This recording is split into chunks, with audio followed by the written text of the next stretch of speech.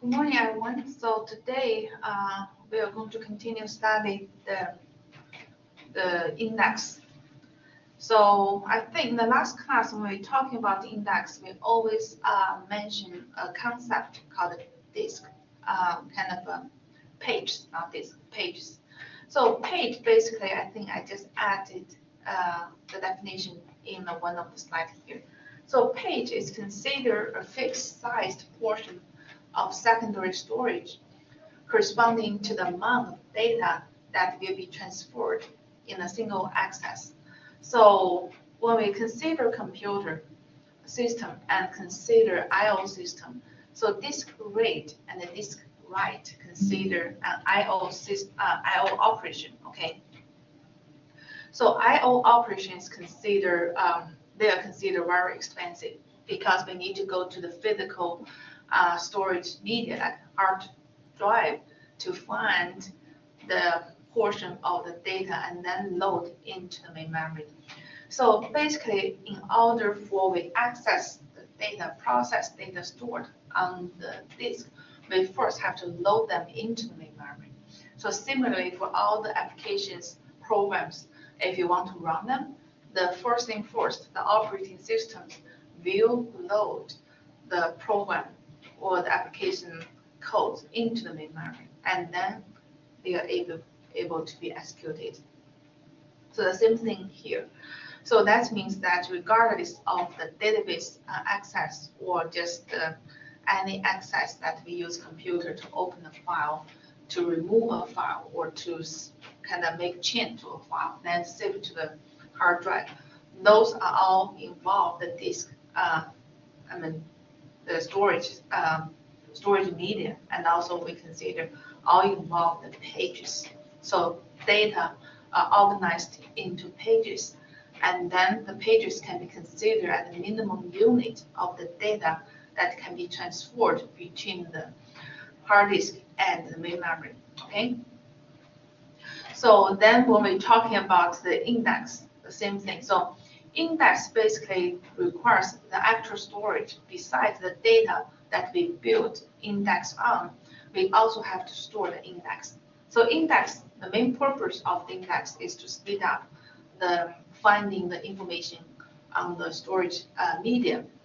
But the index comes with a cost. So when we build the index, then the index will be stored into a file called the index file. And the index file will be also stored in the, for example, on the hard drive. Whenever we need to access the data file, operating system will at least load partial index file into the main memory. Then based on the contents of the index file, then operating system will go to the hard drive to find the desired information it needs. Okay, so that's why we discuss how much data has been transferred in between the main memory and the hard drive, and also how the data transferred kind of between, like when we read, between application program and hard disk, also in the unit size of the pages. Okay, so that's why I'm kind of gave you detailed information about pages.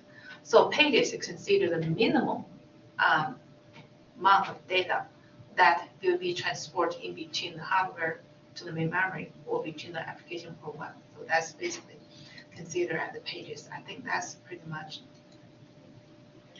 So I think we end with this one. So then we talk about some useful index. So in essence, index is a data structure. It contains the index value. So index can be built on a single attribute or can be built on multiple attributes. Okay, so the key or index value will be the attribute value or sub-attribute value. Then a pointer. So pointer basically will point to the a page that under storage media like the hard drive that the data is stored on. Okay, so that's kind of more like the what is index used for. Okay, so for example, an index on the key. So in this case, we're talking about the database access. So every table will have a key. So index on the key will be useful if queries in which a value for the key is specified are common. Okay, so it means that we need to search for the table, find the records that have a specific values on the key. If that is a common queries, then we can build an index on the key. Okay. Here, give you one example. An index on the key title and the year of the movie would help find one movie title for the Star Wars of a specific year quickly. It means that if we build index on both title and the year of the movie, then it will help us to speed up the search for finding a Star Trek movie for a certain year. Okay. So then we know that building index is very expensive. Why? Because it needs to the storage space to store the index. And when we use index, we have to load index into the main memory, so it will consume main memory, also process time. But I think that's okay. But the most kind of the majority of the cost will be lying that if you update your data file, then index file will be updated accordingly. So by update, it means that you create a new new record, you remove some existing record, or you modify some record and whose some the values that has been indexed. If that is the case, then those updates will definitely cause the updates on the index. So that's considered pretty expensive. So more index means more expensive data modification. Okay, then that means that we cannot build any index we want. So we have to consider the cost, cost and the benefit. Then we probably only build index that really can help us to speed up the search and response time of the query, but also can preserve the database resources such as memory and CPU time, so that it will not interfere with the execution of other queries or application programs on the database server. So in order to find what are the best index we can build, we probably will go through the history of the queries to understand what are the common queries from the users, and also we're going to study the queries and modifications in typical applications. So based on this knowledge, then we can decide what kind of index we want to build. And here give our kind of one of the example showing that there may be more, there may be three popular SQL queries that submitted to the database. Then based on these three popular queries, and also based on the percentage of the queries that belongs to each one of those three queries, then we can calculate the total cost for building each type of the index.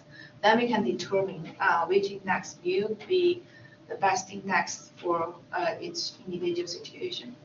So let's say there are three kind of SQL operations. The first two are the standard SQL query. The first one, trying to retrieve the movie title, movie year, and given a star. Okay, so it's pretty much we're interested in the stars, kind of past movies. So given the star name, we want to have the movie and year of the movie that star, played. The second one is that we want to, for example, it select star name from star scene. So that's this table where movie title equals to T and the movie year equals to Y. So this basically we're interested in who are the stars, playing a specific movie. Okay, so given the movie title and the year, we want to output all the stars that play in that movie or acting in that movie.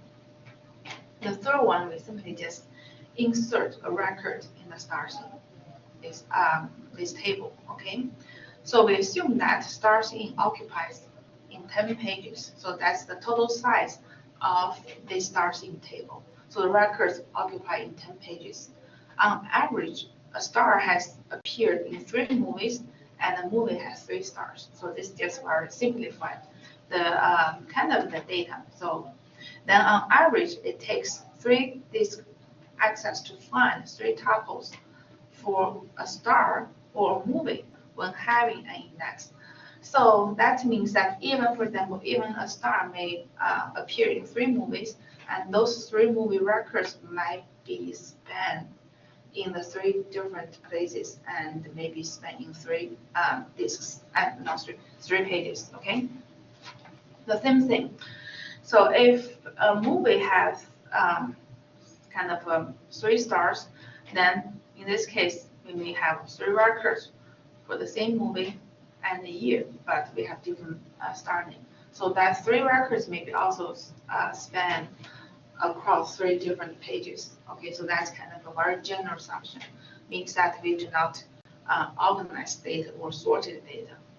I think that's very typical database application. So when we populate a table, we probably didn't sort it records and then populate them.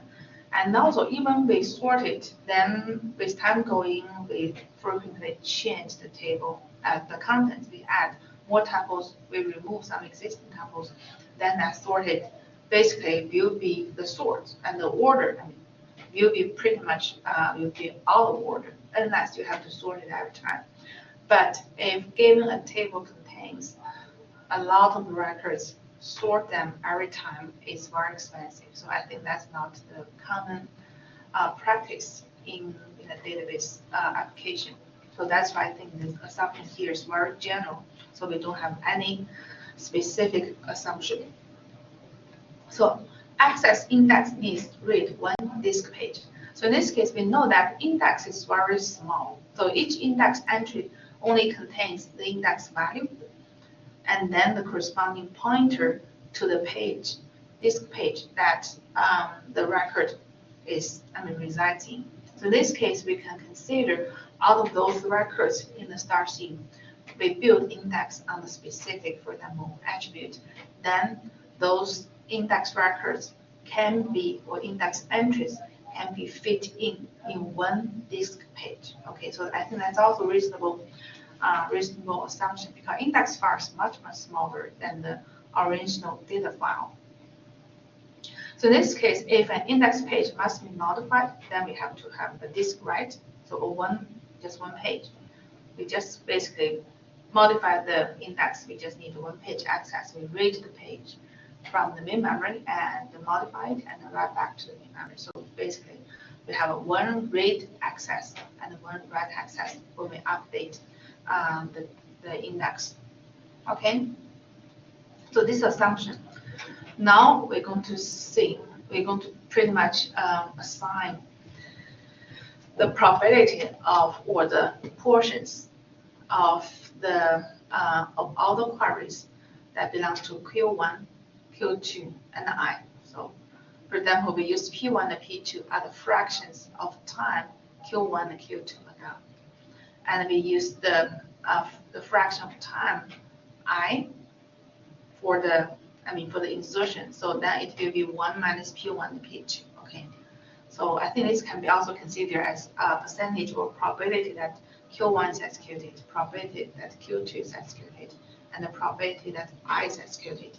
So we can estimate those probabilities based on the query history. Okay.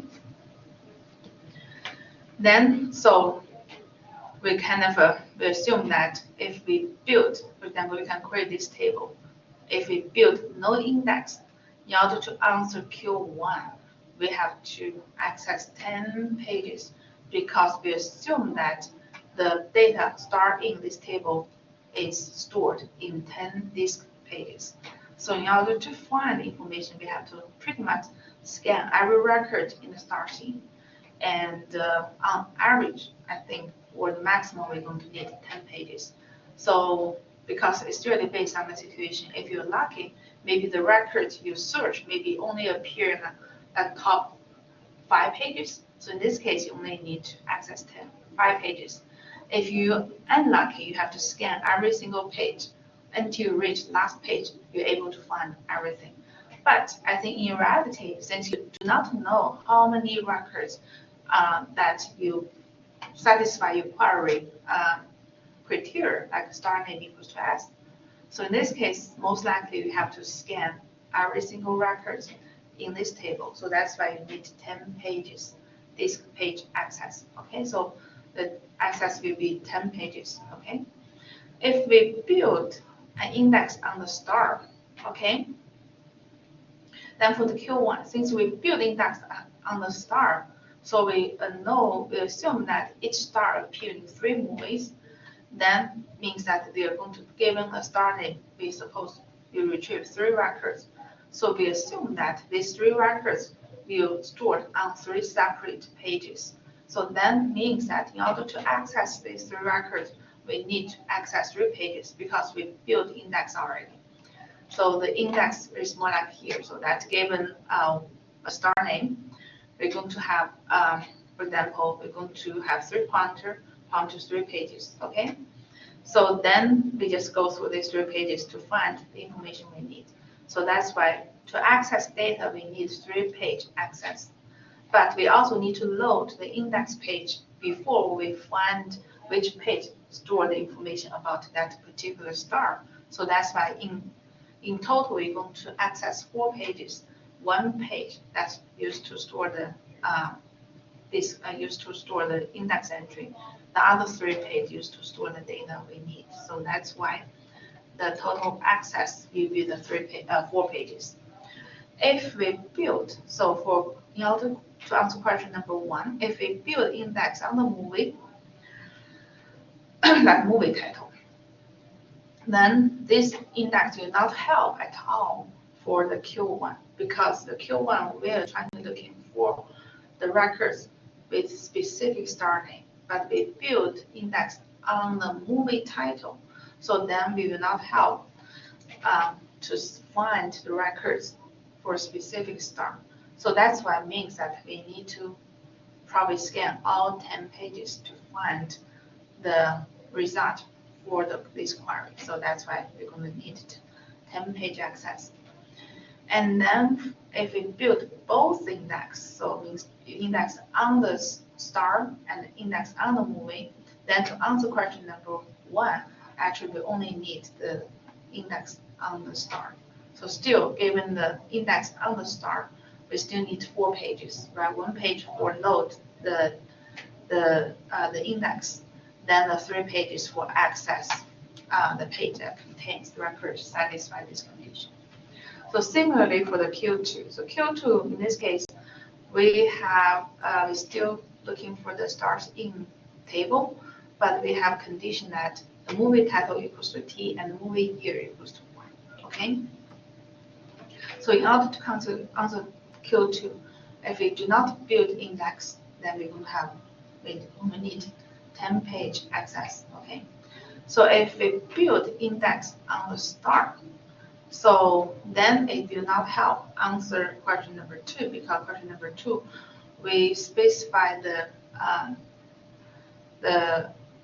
value on the movie title and the movie year. So the index on the star will not help. So it still needs the 10 pages access. But if we build on the movie index, okay, so since we know that each movie has only 3 records, because 3 stars, so has 3 given a movie. I think in this case, it's also saying that given a movie title, that movie might be, yeah, I think it has 3 stars. So we're supposed to access 3 pages. So then including the page for the index, so we still need 4. Okay, if we build both index, I don't think. Let me see. I think this is not right. Okay, so movie title is to get not you. Okay, so in this case, if we build the index on the movie title, we only need 4-page access. If we build both index, 1 index on the star name, 1 index on the movie, then it still needs the 4-page access. Okay, so that's kind of analysis for the Q1 and Q2. And the last query will be the insertion. Okay, so for the insertion, if we do not build index, so what we're going to do? We just load, because we need to insert the record into the starting. So we probably just need to load the last page of the starting, okay? So it's considered one disk access. Then we write the new record into that page and then write back to the hard drive. So that's considered two disk access, okay? If we have start, if we build this the index on the start, then if we try to insert a value to the start scene moving, then actually we need to first update the stars in file. So we need to, for example, load a specific disk contain that star index and then modify it. So it means that in order to write new records into the storage, we need the two disk access. And also we need to access we also need to update the index. So index also needs two disk access. So finally, even we have index on the star, when we insert new records, we still need the 4-page access. And if we have the index on the moving, okay, then for this insertion, still the same thing. So we need to have two-page access for inserting, write the new records into the table. We also need two-page access to update the index, moving index. So that's why we still need the 4-page access. But if we build both index, that means that whenever we insert a record, we have to update all indexes. So we have two indexes, and we need to type 4-page access. And also, we also need to write the records into the table, another 2-page access. So that we have 6. Okay. So if we multiply each scenario, the page access with the corresponding probability, then add them up. So the average means that with no index, given the 3 queries and given their probabilities that query will be executed, then the total cost will be 2 plus 8p1 plus 8p2. Okay, that's for no index. For the having a star index, the total cost will be 4 plus 6p2. How can I get it? So we have 4p1 plus 10p2 minus like a 1 minus p1 minus p2 times 4. So it's going to be 4 plus 6p2. This one the same. So we have 10p1 plus 4p2, then plus, for example, 6 times parentheses 1 minus p1 minus p2 parentheses. So we're going to have 4 plus p1, 6p1. The last one, the total cost will be 6 minus 2p1 minus 2p2. So then, depending on the probability of p1 and p2, then we can have the total cost. So we're going to find which index have the smallest cost. So it means that if we know what is p1, what is p2, then we can calculate, okay, the cost for these 4 scenarios. Then we're going to pick the minimum cost. And here give you some scenarios. So for example, if p1 equals to p2 equals to 0.1, then no index means better. Why? Because in this condition, that means that 80% of the operations will be the insert. So insert will cost the updates on the index. So if without index, then it's maybe the total cost may be smaller. Means that it's good for us not to have index if majority of the operations will be the insertion. If P1 equals to P2 equals to 0.4, that means that at least P1 and P2 together account 80% of the queries, then the both index will be the smallest. So we probably will, I think the total cost is 6 minus 2P1 minus 2P2, consider the smallest. So we're going to build both index, the index on star and the index on the movie to accommodate Q1 and Q2, okay? If P1 equals to 0.5 and if P2, equals to 0.1, so means that half of the queries will be the Q1 and the 1%, 10% will be Q2. Remaining 40% will be the insertion. So then we're going to build the star index. Why? Because the star index will facilitate the execution of the Q1, but we do not need to build the index on the movie. The reason is that because we have 40% of the operations that's the insertion. So if we have more index built, then we're going to have more updates whenever we need updates on the index that will whenever we need to insert records. So in this case, star index will be sufficient. If we switch the Q1 and Q2, if Q1 only accounts for 10% and the Q2 accounts for like 50%, then the insertion is still 40%. Then we will build movie index, okay? So you can hear that this is a very simple model to estimate the cost of building index for some popular queries.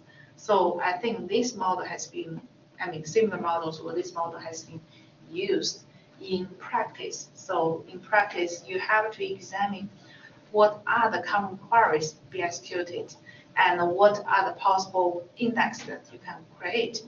Then you're going to calculate the cost for each index.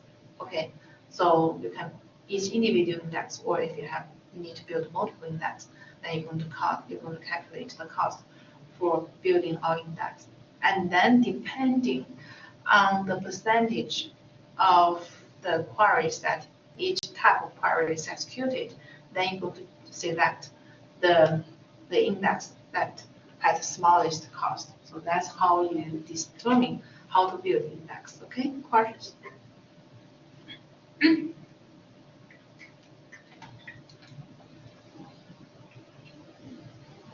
Then regarding to building index, so it's pretty straightforward on the database.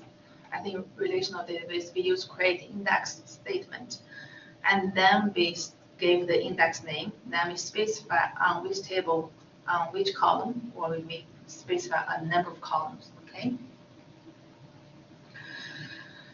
So we can build index on one or more columns on the table or on the partition table. So partition table, I think, is kind of usually used in the big data application. So if we have big table, maybe kind of store in maybe even on a single disk or multiple disk or even on multiple. I think in this case it's restricted onto multiple disk. So we partition the data. So in this case, instead of building an index on each record, we can build index on each partition. So in this case, it's kind of save the time. So means that instead of access all records in the database, we may only need to access one partition or two partitions to find the information we need. Okay. It can be also built on the index organized table or even cluster. So cluster, I think, basically have multiple machines. The cluster on the internet the same. So here give you some example like create index, year index on movie year. So this index name, year index, and it's showing that it's built the index on the year column of the movie table. The second one, we built a composite index. So we built key index on movies on both title and year. Okay. And the last one shows that sometimes we can drop index. So basically, once you create index, you're not done yet. So you have to frequently examine whether your index is necessary, is needed. It might be needed for this month, but it might be less frequently used for the next month. If that is the case, then you have to drop index because index also consume your disk space. Okay, so that's you have to be aware of that. So for the types of index, we may have a normal index. So that's index usually support implemented in the Oracle database. It's called B tree index.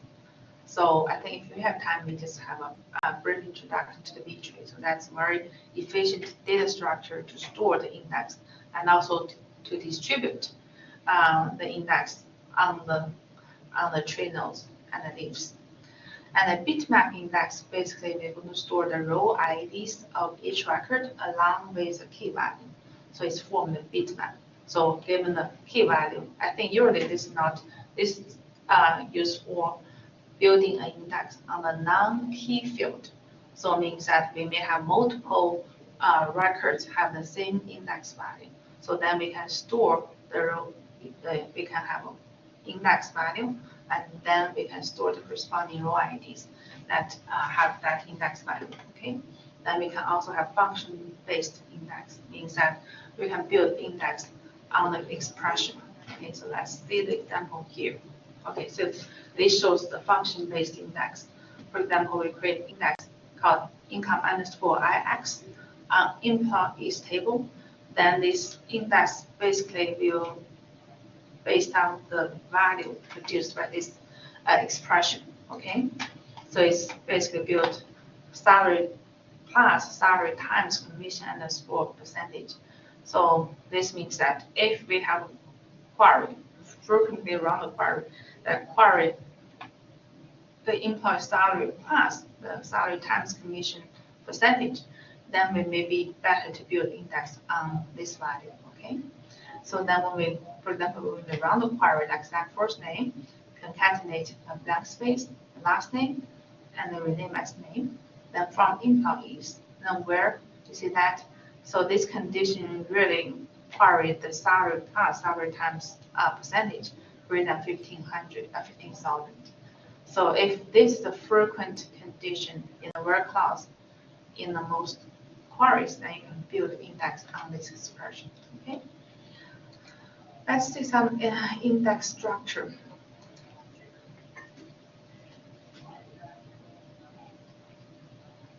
So index can be dense or sparse. Dense index means that there's one entry in the index file for every record in the data file. So it means that there's one-to-one mapping, one index for each record in the table. So in this case, it's called dense index. Sparse index, only some of the data records are represented in the index file. Okay. The index can be primary or secondary. So primary index means that index will determine the location of records or where the records located in the, for example, in the data file. The secondary index usually does not determine the location of the records. It's usually, I think, can be considered as if we have multi-level index. So the bottom index level will point to the records. The intermediate index will point to the index. So it means that the index does not point directly to a record. Then we have concept like a sequential file. So this means that tuples are sorted by their primary key. It's called sequential. Okay. So this shows kind of dense index. So on the right, you consider at the data records. So it's a sequential file, means that records are sorted by the primary key, maybe row ID. Then we build an index on each on each record. Okay, so the left part is the index file. So we have the index value. Then this pointer will point to the location where that record with that index value located. Okay, this considered as a sparse index means that when you look at the index, there's no one-to-one mapping to the data record. So we have index for like an index value as 10, but we don't have index for the index value as 20. Okay, then we have index for the index value as 30. So that's called sparse, means that only some records are indexed, not all records indexed. But in order to use sparse, usually you have to do the sequential. So this shows how the sparse index can be useful if the data is sorted. For example, we have index like The first index points to the records with index value as 10. The second one points to the index as records points to the records with index value as 30. So for the records with index value as 20, it's not indexed. But since we know that the data is sequentially ordered, so we know that if we want to retrieve a record with index as 20, we have to first go through this index table to find which two index the 20 is falling into. Apparently, so index in this index file, we only have index for 10 and 30. So we know that 20 is falling in between the 10 and 20. That means that we have to use 10 at the entry point. So then got the record that with index value as 10. Then we will move on to the next record to see if the next record has the attribute value as 20. Yes, we're going to retrieve it. Okay. Another example that if we want to have an index, we want to find the record with an attribute value as like 200. Okay. So then we first go to the index table to find whether we have an index entry for the 200. If no, then we're going to see what 200 is falling into which two index. So in this case, 200 is falling into between 190 and 210.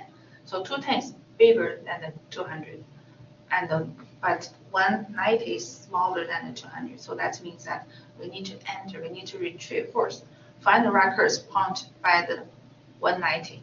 Okay.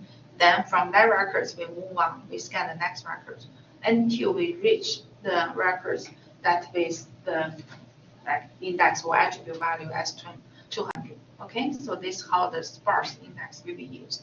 Okay, but in order to use for the sparse index, I think data has to be ordered, so it must be in a sequential file.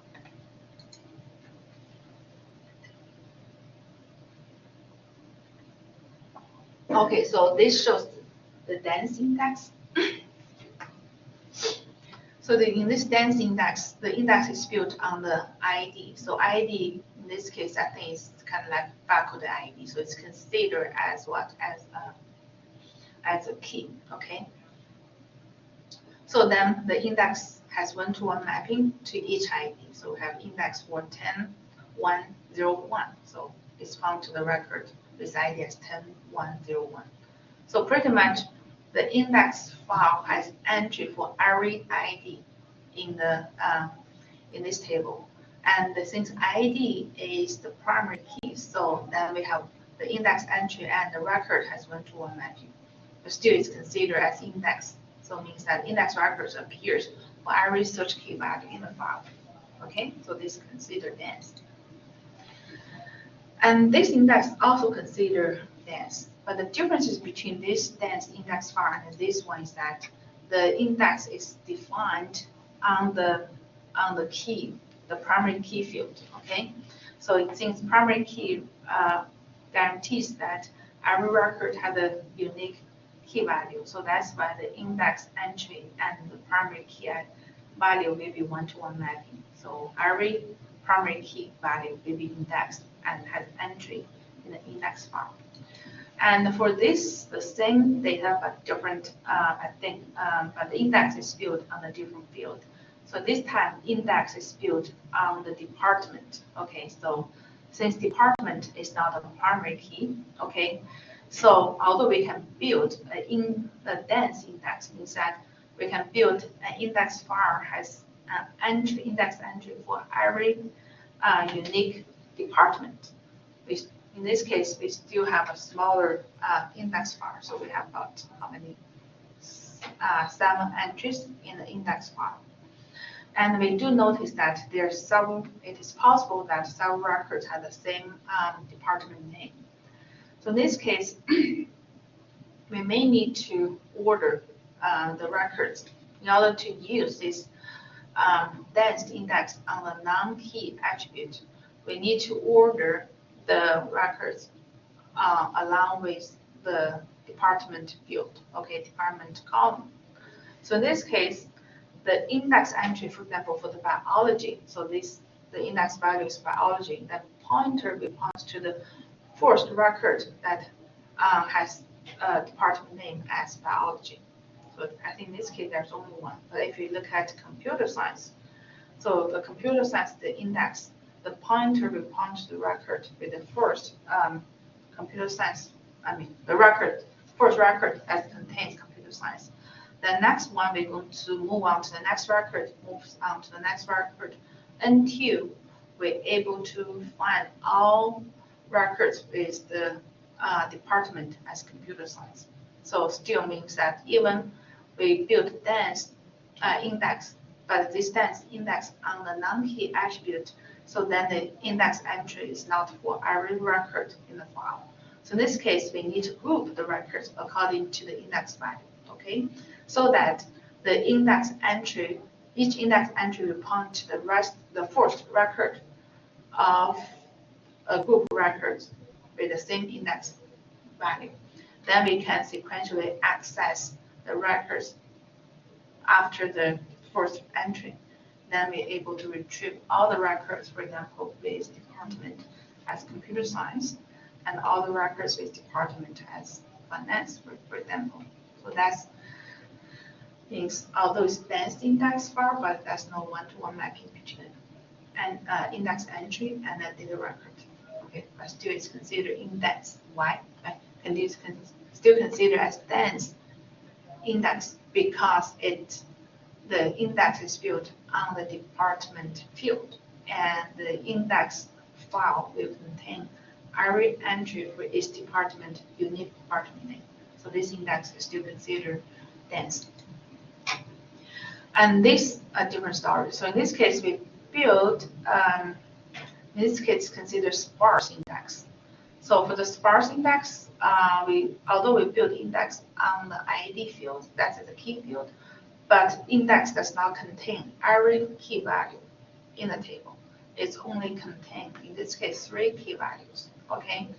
But if we order the records according to the index column, then we're still able to find, not the, from one entry, we're able to find the record, but we're still able to approximately locate a block of the code that contains the records that we are looking for. For example, if we look for the records with ID like 10, 10, 0, then we do have index for that one, so we're going to directly retrieve that record. So this index directly points to the record, okay? But if we, for example, if we go to that, we try to look for a record with ID like 15, 1.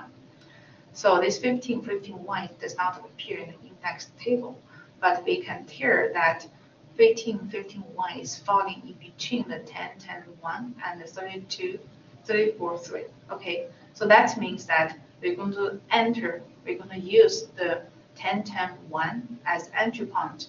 First, find the records. So these records go to this first records point by this index. Then we will move on to the next record, scan the next record until we reach the record with ID as 15, 1. Then we retrieve that record. Okay. So in this case, to find a record whose value is not stored in the index file, we may need to multiple data access to find the record we need. But still, with this kind of index, it still can reduce kind of a disk access time a little bit, maybe not that much, but still it should be faster than without having the index. Okay, so this is called sparse index.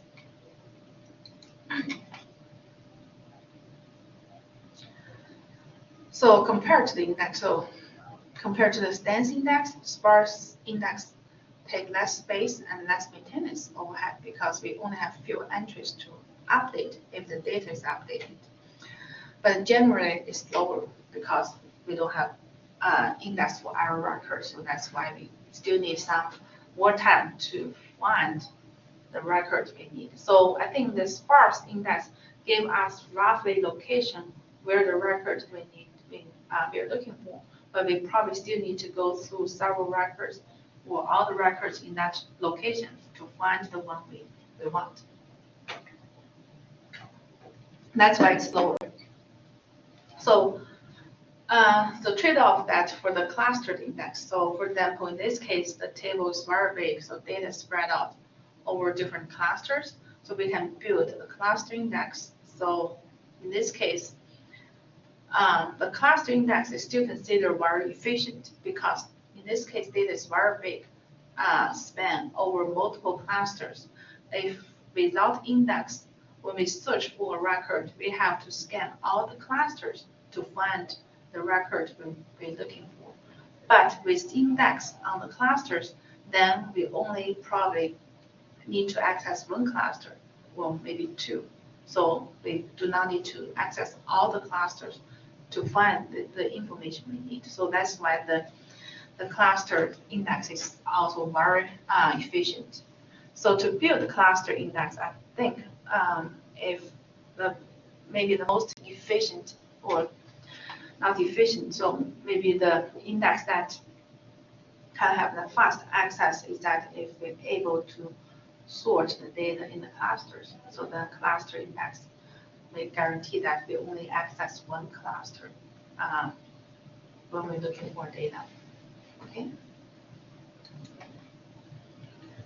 So this shows the secondary index. So secondary index, I think in this case, I think this example a little bit.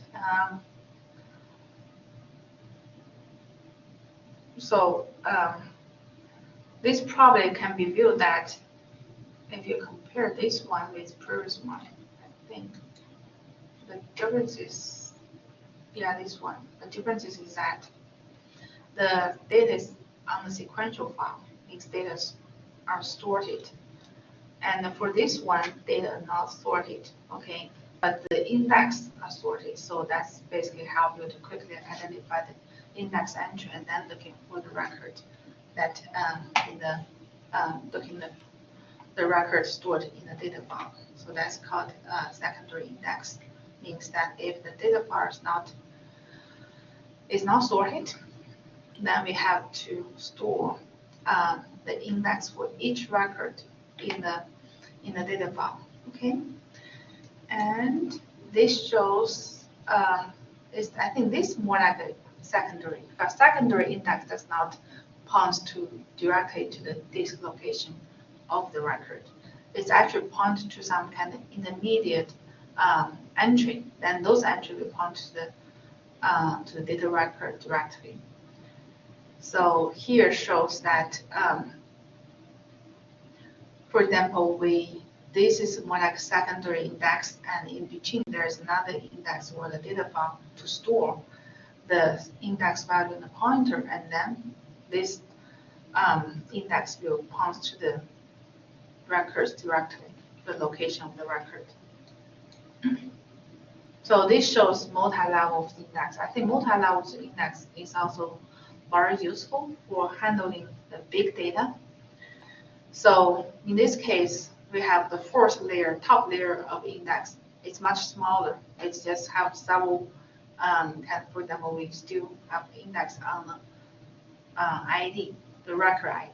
So it's only have small number of the record ID, but they are sorted. Okay, so that means that, for example, on the top layer level, we have search key as 10, and the next one will be 90. So that means that for all the search key bigger than 10 but less than 90, we're going to go to the, we're going to follow the pointer of the search key as 10.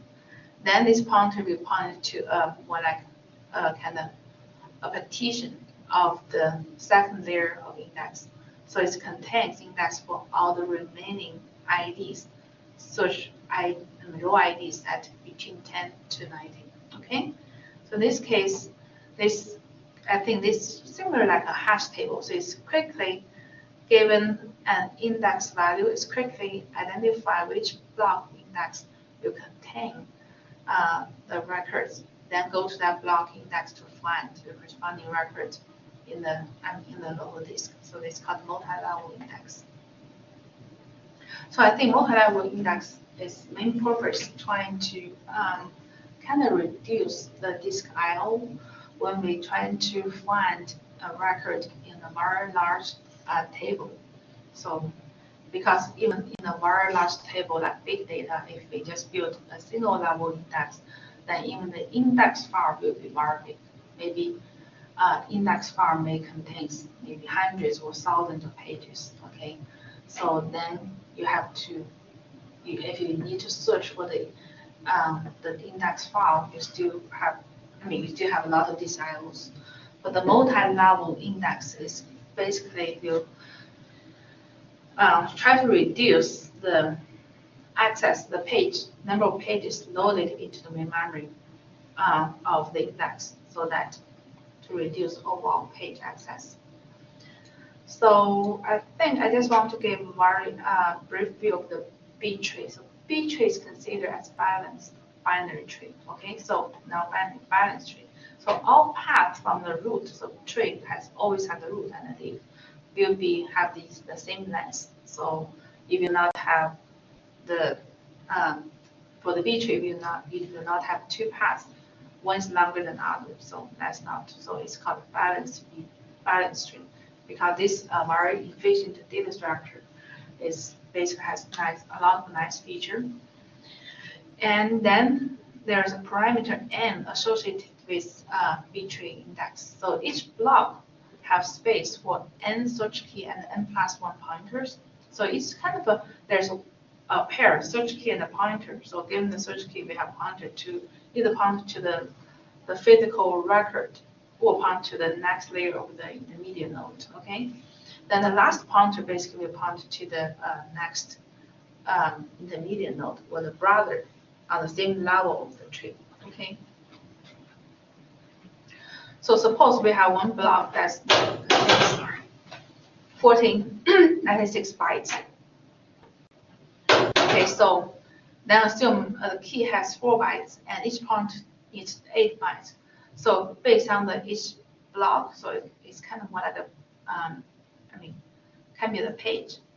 Then it's showing that each block can contain 340 of the, this 340 means that we can have 340 search key and store 341 the pointers. So that's basically determining that how many search key and pointers that the block can have.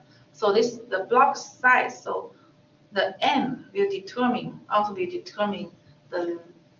the number of the brothers within the same level, and also the kind of weights of the tree, and also can be used to determine the length of the tree. Okay, so I think I want to stop here because I want to save some time for the project discussion. I think we still have time for this one. So this shows the leaf node of B tree.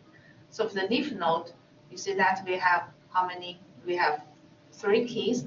We have 4 pointers. So we can compare the key and the pointer. So this pointer will point to the record with key value as 57.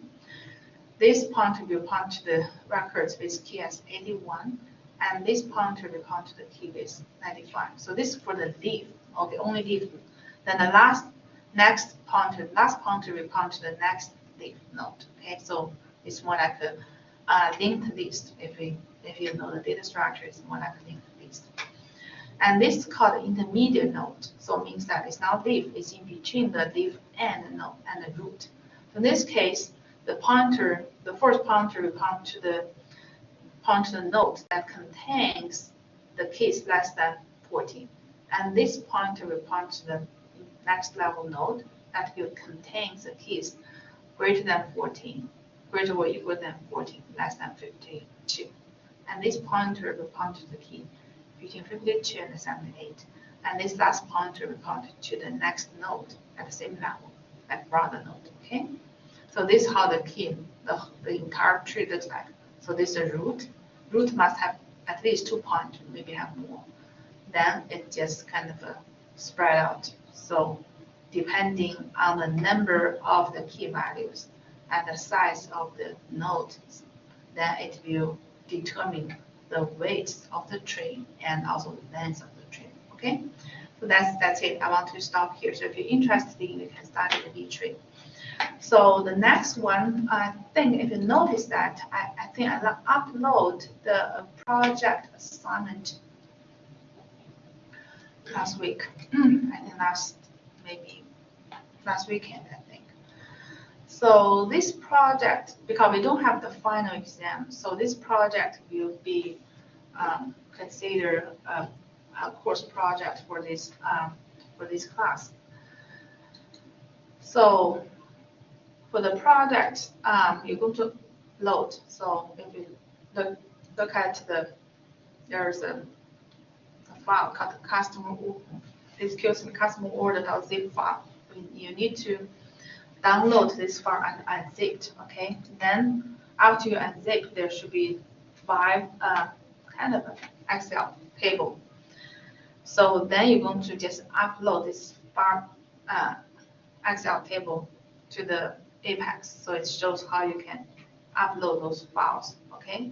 So once you upload those files, they're going to turn into the tables, the Apex tables. Okay. So once you have tables, so I show in the database schema. So I show the 5 tables. Their keys are underlined and in bolded font, and then the foreign keys. Okay.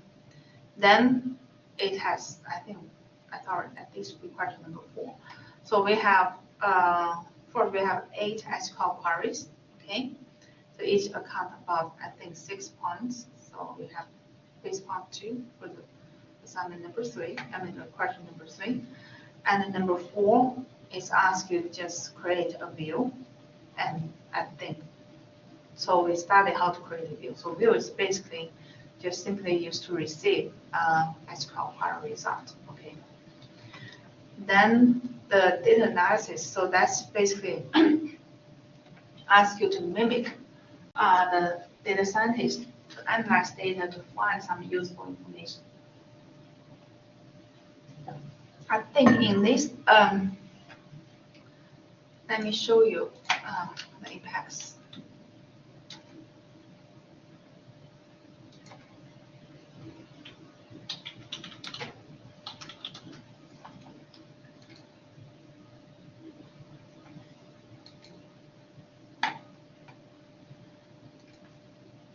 So we have, I think we have customer tables.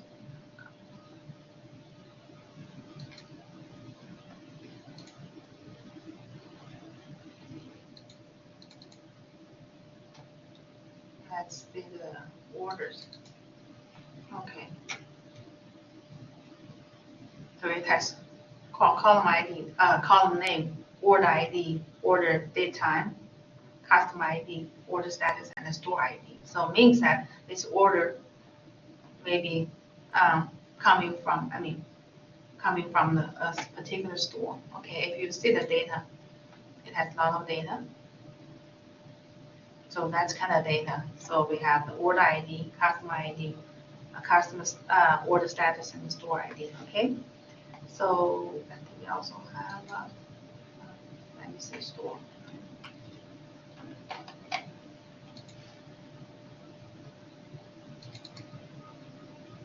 I think internet is pretty slow.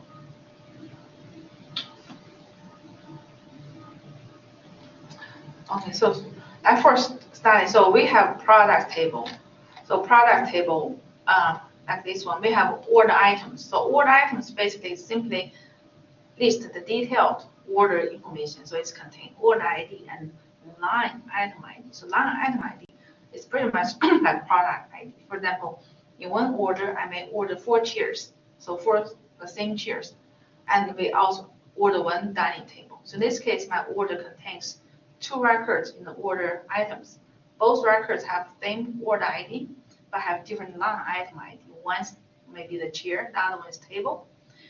Then we do have the quantity. So if all the chairs are same, then the quantity will be 4 here. And also it will list this price. So this order items contains details, order details, okay? The order table only contains very general information about order, contains order ID, order date, customer ID, and order status, and then store ID, okay? So store ID, we can based on the store ID, we can go to store table, find the store name, map address, physical address, latitude, and then longitude. And for the order items from product ID, we can go to the product table, find the detailed product info, such as product name and unit price. So here you see that we have two different unit price. So I think in the products, the unit price is more like a list price, the list price of the products. Then the unit price in the order items might be the unit price for the customer. For example, if you're running a promotion, then the unit price in the order items for certain items or for certain products might be lower than the list price because you're running a promotion, you have some kind of you sell some items with a lower price to attract customers, okay? So I think this kind of a key information. So I think for the first part, 8 queries should be not that hard. And the second part, this part, I think that's basically just ask you to dig deeper to find more information. For example, I'm asking which products are sold below the listed unit price, okay? Then what is the total loss or revenue incurred by the sales of the products, okay? So this can be, so means that you're going to find all the order items whose unit price is lower than the listed price in the product table. Then you add up their price, but when you're talking, add up their cost. So maybe an item has been sold, I mean, one order has been, the quantity be more than one, so you have to use quantity times the unit price in order to get the total cost for that specific item for a specific order, okay? Then which product generates the highest sales in quantity? So in this case, I don't care about the dollar amount, the quantity, just number of the items will be sold. So, and which store generates the highest sales in dollar amount? So we have a lot of stores. You're going to calculate the total sales for each store, then to find which store had highest sales. Which product is sold in at least 20 stores? So we try to find, what are the popular, maybe the common items that are sold in the most stores. So at least 20 stores, we have to think about that. For the customer, who spent the most money on all orders, list his or her name and the number of orders and the total amount of orders. So you try to find out who is your best customers because he or she spend the most money on your store, on your products, okay? And for each product, which store has the highest sales in terms of quantity. So basically, we analyze sales from different angles. Maybe the sales, we analyze maybe different store depending on the location. Maybe one product sells very well in one store, but not in other store. So I think it would be nice if you're able to get the top sales product for each store, okay? And also which store has generated the most sales and so on. Okay, so those kind of you have 6 quadrants. Then there's some actual quadrants. So given the 6 quadrants, you probably just pick 2. You know, maximum you're going to earn 10 cost credit, actual credit. Okay, the last one is kind of calculate the support. So that's kind of the overall of this project. So I'm going to revise. So revise the project wording. So to fix some errors, I think that's pretty much for the rest of the semester. I think you have about 3 weeks, and I think if you have questions, you can let me know. Okay, any questions?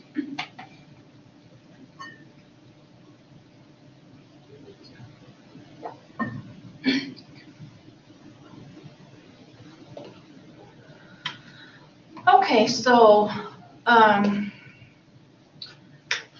think maybe next class I just gave a very simple introduction for the NoSQL, and then I also post kind of the link for you to download the MongoDB, and then we can practice some MongoSQL, Mongo query in the, I think, in the next week. I think then we still have 1 week left, and I think I will leave it for you to do your, the project, okay? So the lecture will be ended in the next Thursday. So you have one week for doing your project and wrap up the course, okay? Questions? Okay, if you do not have any questions, then we are done for today. Thank you.